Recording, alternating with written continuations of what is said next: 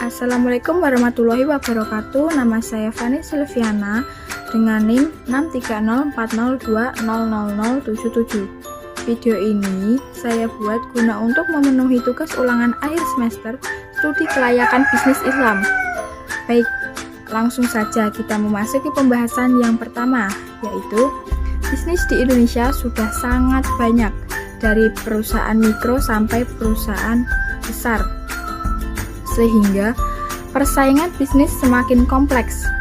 Persaingan dalam menjual produk semakin banyak, sehingga banyak para pengusaha menawarkan produknya dengan berbagai macam cara agar konsumen tertarik untuk membeli produk yang dijual ini. Di era yang maju ini tentunya banyak budaya-budaya yang masuk di Indonesia, contohnya dari berbagai makanan yang viral sudah mulai menjamur.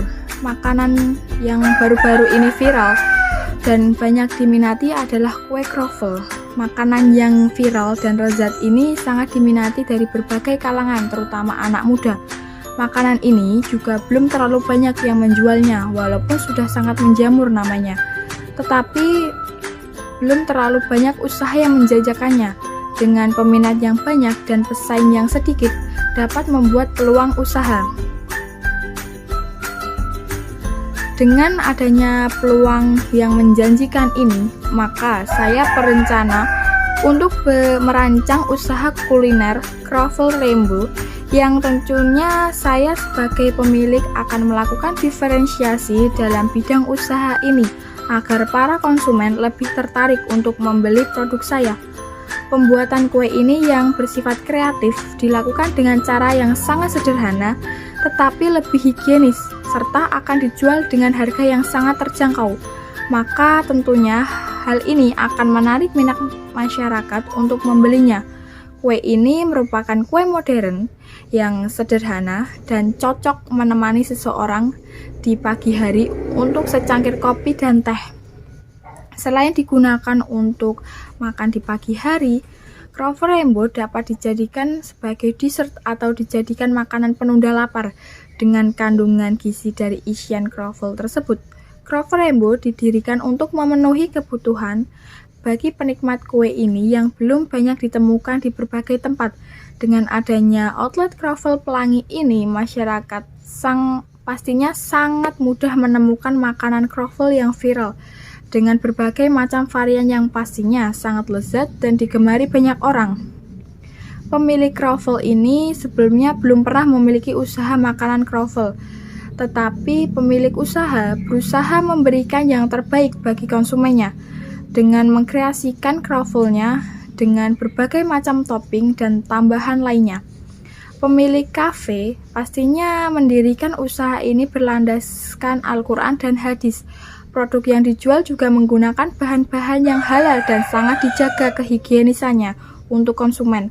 Pemilik usaha ini juga tidak mengambil keuntungan terlalu besar, karena jual beli adalah bagian dari akad muawadah, yaitu akad tukar menukar. Artinya ketika mengambil keuntungan terlalu besar, maka hal tersebut sudah jatuh pada perbuatan mengambil harta orang lain dengan cara batil. Maka dari itu pemilik sangat menghindari perbuatan yang sangat dilarang agama dan sangat merugikan diri sendiri dan orang lain. Di lingkungan sekitar lokasi yang akan didirikan usaha Kroffel Rainbow ini belum terlalu banyak yang menjualnya, masih sangat jarang, tetapi peminatnya juga banyak. Apalagi banyak kaula muda yang mengetahui tren-tren yang viral termasuk makanan kroffel satu ini. Oleh karena itu, usaha yang pemilik dirikan ini sangat cocok dipilih karena penjual sangat besar, peluang sangat besar. Usaha yang diciptakan kroffel pelangi pun bersih dan nyaman, sehingga para konsumen dapat menyantap langsung produk kroffel pelangi di outlet dan juga dapat langsung dibawa pulang. Selain kroffel dengan tampilan yang unik dan menarik, harga kroffel pelangi pun terjangkau dan dapat disantap dari usia anak-anak hingga orang dewasa. Outlet Crovel Rainbow yang didirikan di Jalan Raya Klewer ini beralasan karena di daerah ini cukup strategis dan mudah dijangkau oleh kendaraan umum maupun kendaraan pribadi. Karena penduduk yang cukup padat di daerah ini dan lokasi yang dipilih di samping Indomaret, sekolahan, bank, dan kecamatan, di mana di sana juga ada banyak jajanan yang diperjualbelikan. Di sana juga belum ada yang menjual Crovel Rainbow, sehingga dapat dipastikan Crovel ini akan laris di pasaran. Di sekitar daerah Klewer, belum banyak yang menjual Crovel Rainbow ini, namun di luar Klewer sudah banyak yang menjual Crovel ini. Bila saya membuat usaha Crovel dengan tidak selalu mengkreasikan kue ini dengan unik dan menarik, dikhawatirkan konsumen lebih memilih membeli di luar Klewer. Jadi demikian rupa, pemilik selalu berusaha lebih dari pesaing kue Crovel di luar sana. Tujuan utama membuat laporan studi kelayakan bisnis outlet Crovel Rainbow adalah membuat keputusan menerima atau menolak usulan suatu usaha bisnis yang akan didirikan. Namun demikian, tujuan secara khusus adalah A. Ikhtiar untuk kesuksesan usaha studi kelayakan bisnis mempunyai tujuan utama sebagai bukti ikhtiar kepada Allah Ta'ala agar usaha yang dibuat nantinya dapat mendapatkan kesuksesan dan ridho dari Allah. Yang B. Meminimalisir resiko laporan SKBS hanya dapat menganalisis atau memperkirakan resiko yang dapat dikendalikan. Yang C. Memudahkan perencanaan. Beberapa hal yang dimudahkan dalam perencanaan yaitu menentukan jumlah dana yang dibutuhkan, lokasi akan dibangun, siapa yang melaksanakan, cara menjalankan, besar keuntungan yang diperoleh, serta mudah mengawasi jika terjadi penyimpangan. Yang D. Memudahkan pelaksanaan pekerjaan pelaksana yang menjalankan pemilik pedoman standar yang harus diikuti. Yang E. Memudahkan pengendalian dan pengawasan. Pengendalian ini dapat pendekatan para konsumen karena pekerjaan yang akan dilakukan dapat diawasi sesuai dengan rencana SKBS yang telah ditetapkan. Pengawas ini sangat penting supaya usaha yang akan dilakukan dapat berjalan sesuai dengan job description dan standar operasional pekerjaan atau SOP yang telah ditetapkan. Selanjutnya, kunci kesuksesan bentuk usaha ini. A. Dalam penetapan harga barang disesuaikan dengan harga pemasar yang berlaku. Konsumen akan mencari dan memilih harga yang lebih murah. Yang B. Produk halal dan sehat. Produk minuman yang disediakan ini dijual ke konsumen adalah makanan yang teruji kehalalannya dan mendapatkan izin dari Badan BPOM sehingga konsumen akan merasa nyaman dan tidak merasa khawatir akan membeli produk untuk dikonsumsi dan aman.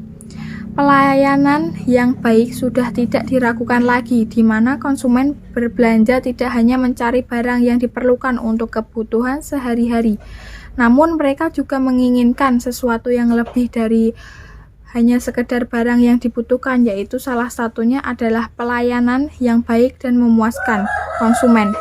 Karena jika konsumen merasa puas, maka dia akan menjadi pelanggan yang setia, pasti akan kembali ke tempat kita lagi. D. Tempat yang strategis. Tempat usaha yang diinginkan konsumen adalah mudah dijangkau dan tidak mengalami kesulitan untuk menuju ke outlet tersebut. Tetapi tempat tersebut dekat dengan perumahan di pinggir jalan utama dan tersedianya parkiran yang luas. Baik, langsung saja ke aspek hukum.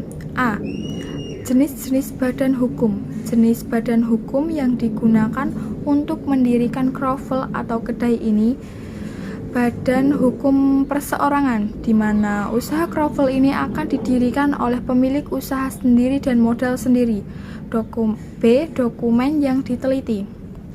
Di antara dokumen-dokumen yang ada, berikut adalah dokumen yang dibutuhkan untuk mendirikan usaha ini adalah 1. KTP pemilik usaha, kedua NIB nomor induk berusaha, Yang ketiga, SIU, surat izin usaha. Yang keempat, SID, surat izin tempat. Baik, lanjut yang C, aspek hukum dalam syariat Islam. Pemilik usaha kroffel ini adalah orang muslim, sehingga outlet yang didirikan sesuai dengan syariat Islam. Pemilik memiliki pengalaman yang sesuai dengan syariat Islam, sehingga dari proses produksi hingga pendistribusian dapat dijalankan sesuai dengan ajaran Islam. Baik, langsung lanjut ke bab selanjutnya, yaitu aspek pasar dan pemasaran. A. Analisis STP. Yang pertama, segmentasi. Outlet Kroffel Rainbow ini memiliki segmentasi pasar yang cukup luas karena dapat dikonsumsi oleh berbagai kalangan seperti anak kecil hingga orang dewasa, bahkan orang tua. Yang B. Targeting. Kue kroffel ini ditargetkan untuk berbagai kalangan mulai dari anak sekolah, mahasiswa, pegawai kantoran, ibu rumah tangga sampai dengan lansia, sekalipun dapat dinikmati produk ini karena menggunakan bahan-bahan yang alami dan berkualitas. Sasaran utama usaha ini yaitu untuk kalangan anak muda dikarenakan mereka lebih sering menghabiskan waktu di luar rumah. Keadaan ini membuat para anak muda memerlukan makanan yang enak dan kekinian untuk teman nongkrong dan santai-santai. Selanjutnya ada positioning. Outlet kroffel ini sebagai salah satu kue kroffel yang ada di Clever. Outlet Kroffel Rainbow ini sebagai satu-satunya kafe yang menjual makanan unik dan kekinian, sehingga dapat dipastikan outlet Kroffel ini menjadi outlet satu-satunya yang pastinya akan dicari-cari. Selanjutnya ada marketing mix. Yang pertama, produk.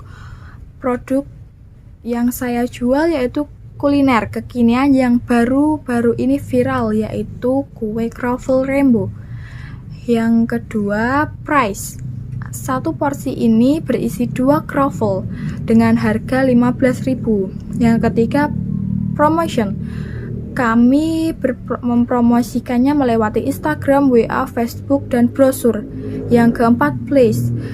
Jalan bertempat di Jalan Raya Clewer, Kemusum, Boyolali.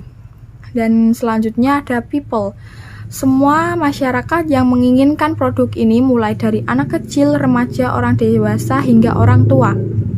Baik, selanjutnya yang ke B, analisis minat konsumen dengan cara menyebarkan kuesioner kepada masyarakat tentang pendirian usaha ini.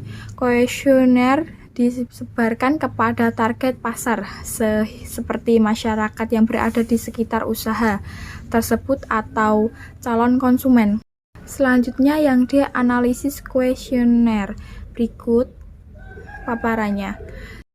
Baik, langsung saja ke bab yang selanjutnya, yaitu aspek keuangan.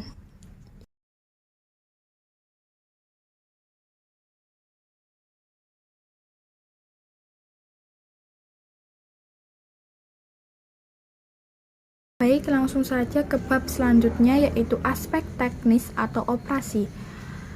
Yang pertama, teknologi usaha. Outlet ini menggunakan teknologi mesin. Yang ke B, selanjutnya yaitu layout. Berikut adalah tata letaknya.